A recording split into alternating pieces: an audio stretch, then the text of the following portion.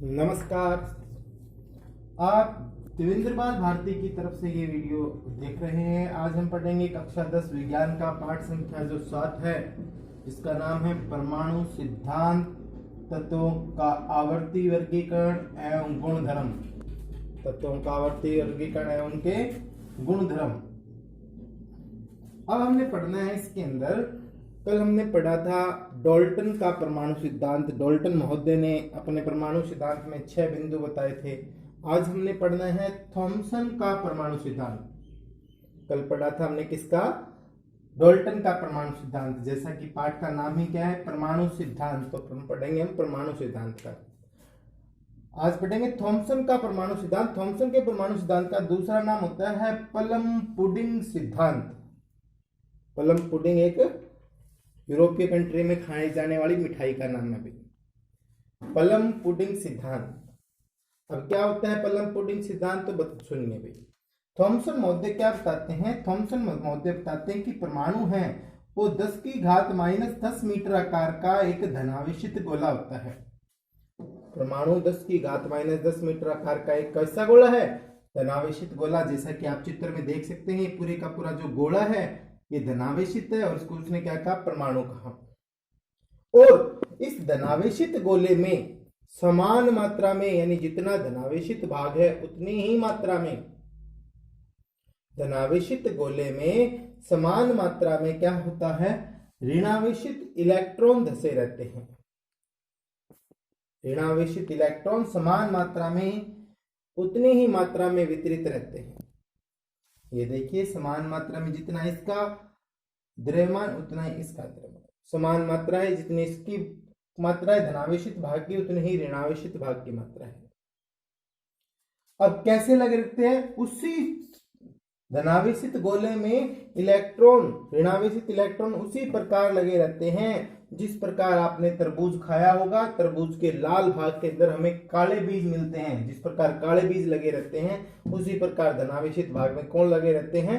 ऋणावेशित electron. ऐसा कौन कहता है? थॉमसन महोदय। या क्रिसमस केक, आपने केक खाया होगा, केक के अंदर सूखे मेवे जो है वो लगे रहते हैं। उसी प्रकार थॉमसन महोदय बताते हैं कि जो धनावेशित गोला है प्रोटॉन, उसका आकार तो कितना है?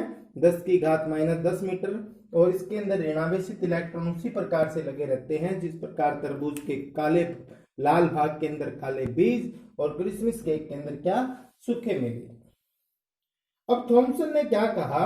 थॉमसन महोदय बताते हैं, थॉमसन महोदय ने इस लाल भाग को, ये जो धनावेशित गोला था, उस धनावेशित गोले को, इस धनावेशित गोले को तो उन्होंने कहा पुडिंग, और इन ऋणावेशित इलेक्ट्रॉनों को उन्होंने कहा प्लम। इसलिए सिद्धांत का नाम क्या बन गया? प्लम पुडिंग सिद्धांत। तो उन्होंने धनावेशित गोले को पुडिंग तथा ऋणावेशित इलेक्ट्रॉनों को क्या कहा? प्लम कहा। इसलिए इस सिद्धांत का नाम क्या बना? प्लम पुडिंग सिद्धांत। थॉमसन महोदय बताते हैं कि एक परमाणु के अंदर जितना धनावेशित भाग होता है, परमाणु में जितना धनावेशित भाग होता है उतना ही कौन सा भाग होता है? ऋणावेशित भाग होता है। यानी परमाणु के अंदर जितना धनावेशित भाग होगा उतना ही कौन सा भाग होगा? ऋणावेशित भाग। वापस से पढ़े, थॉमसन का परमाणु सिद्धांत, जिसका दूसरा नाम था प्लम पुडिंग सिद्धांत। प्लम पुडिंग सिद्धांत में क्या बताया? थॉमसन के प्लम पुडिंग सिद्धांत के अनुसार परमाणु 10 की घात -10 मीटर आकार का धनावेशित गोला है। इसमें समान मात्रा में ऋणावेशित इलेक्ट्रॉन उसी प्रकार से लगे रहते हैं जिस प्रकार तरबूज के लाल भाग के अंदर कैसे बीज? काले बीज, और क्रिसमस केक में क्या? सूखे मेवे। थॉमसन बताते हैं, थॉमसन ने इस धनावेशित गोले को तो पुडिंग कहा और ऋणावेशित इलेक्ट्रॉनों को क्या कहा? प्लम कहा। इसलिए सिद्धांत का नाम बना प्लम पुडिंग सिद्धांत। थॉमसन के अनुसार परमाणु में जितना धनावेशित भाग होता है उतना ही कौन सा भाग होता है? ऋणावेशित भाग। ठीक है जी।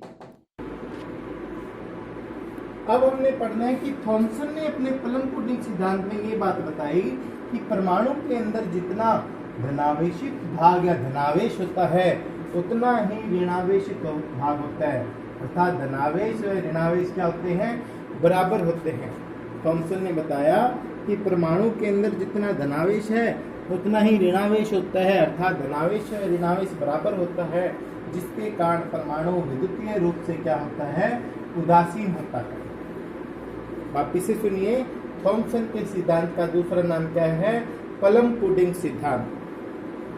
अब आपको बता दिया जाए कि परमाणु का ये जो गोला होता है, जो वर्त जिसको हम बनाते हैं गणित के अंदर, जिसे हम वर्त बनाते हैं, इस वर्त को कहा जाता है परमाणु के अंदर बाहरी कोश, परिधि को तो, और जो इसका केंद्र होता है, इस केंद्र को कहते हैं नाभिक। इस नाभिक में दो चीज होती हैं, एक प्रोटॉन और दूसरा न्यूट्रॉन। जबकि इस बाहरी कोश या इन कोशों के अंदर जो पाए जाते हैं उन्हें कहा जाता है इलेक्ट्रॉन। न्यूट्रॉन पे कोई आवेश नहीं होता, प्रोटॉन पे प्लस आवेश होता है और इलेक्ट्रॉन पे कौन सा आवेश होता है, माइनस आवेश होता है। अब सुने, अब हमें एक परिभाषा पढ़नी है जिसका नाम है प्रभावी नाभिकीय आवेश। अब क्या होता है, ये जो नाभिक है परमाणु के बीच में, ये इस बाहरी कोश पर एक आकर्षण में उपस्थित इलेक्ट्रॉन पर लगाता है एक आकर्षण बल, यानी इसको अपनी ओर आकर्षित करता है, आकर्षण बल लगाता है। परमाणु के नाभिक द्वारा इस बाहरी कोश पर जो आकर्षण बल लगाया जाता है, उस बल को क्या कहा जाता है, प्रभावी नाभिकीय आवेश। उस आकर्षण बल को क्या कहा जाता है, प्रभावी नाभिकीय आवेश। तो आप क्या लिखोगे, परमाणु के नाभिक द्वारा बाहरी कोश में उपस्थित इलेक्ट्रॉन पर जो आकर्षण बल लगाते हैं या लगाया जाता है, उसे क्या कहा जाता है, प्रभावी नाभिकीय आवेश। परमाणु के नाभिक द्वारा यानी इसके द्वारा बाहरी कोश में उपस्थित इलेक्ट्रॉन पर, यानी इस इलेक्ट्रॉन पर बाहरी कोश में उपस्थित जो आकर्षण बल लगता है, उस आकर्षण बल को क्या कहते हैं, प्रभावी नाभिकीय आवेश। अब है गुणों में आवर्तिता। आवर्तिता का अर्थ होता है पुनरावृत्ति।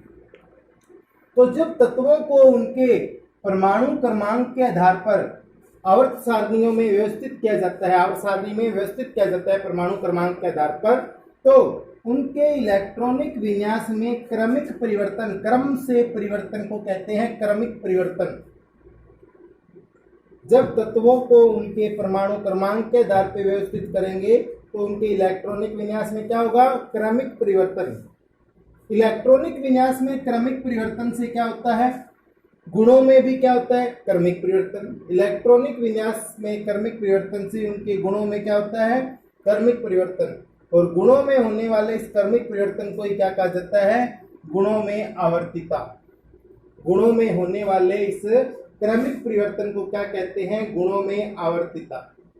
ठीक है जी। तो आज हमने पढ़ा थॉमसन का पलम-पुडिंग सिद्धांत, प्रभावी नाभिकीय आवेश और गुणों में आवर्तिता के बारे में।